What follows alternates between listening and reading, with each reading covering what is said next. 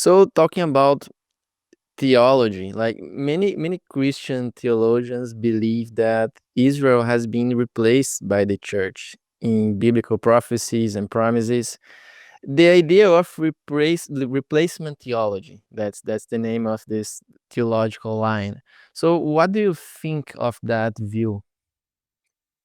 Yeah, well, of course, Messianic Jews categorically reject the idea that the church replaced the role of the Jewish people in God's kingdom.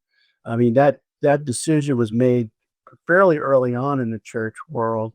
You have to remember in the early centuries, the church was small. The Jewish community in the Roman Empire was very large. I mean, we're talking about 10% of the Roman Empire was Jewish. So it was a strong minority community and it had a lot of influence. And so the early church was persecuted. I mean, it shows up in Acts, and then it certainly happens later. It was persecuted by the Jews, by traditional Jews, and so on. And so the feeling was, look, who are we? And, initially they were part of the Jewish community, but the Jewish community didn't want them.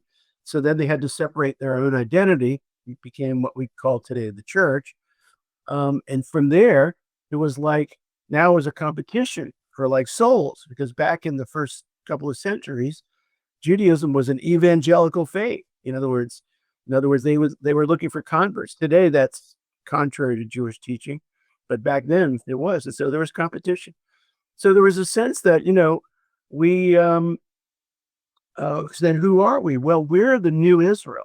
All the promises of God in the Hebrew scriptures in the Old Testament are to be applied to the church, and the Jews are those who've been rejected by God, and now we are their replacements. So that's the essence of replacement theology. Well, of course, that's an affront to a Jewish person and certainly to Messianic Jews as well.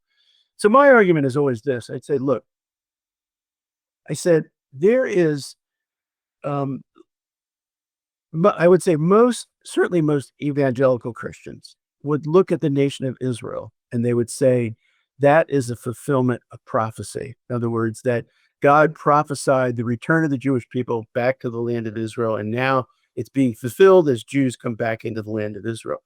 And in my view, it's the greatest testimony of God's existence in the world today, because you can point to it. We can all argue about whether Jesus rose from the dead or not. Of course, we believe it, but you can't like point to him, you know. But for the nation of Israel, you can just say, you can read like passages in Isaiah, Ezekiel, Jeremiah, and say, look, this is what God said. And now guess what? They're there in the land, or we're here in the land. So that's that.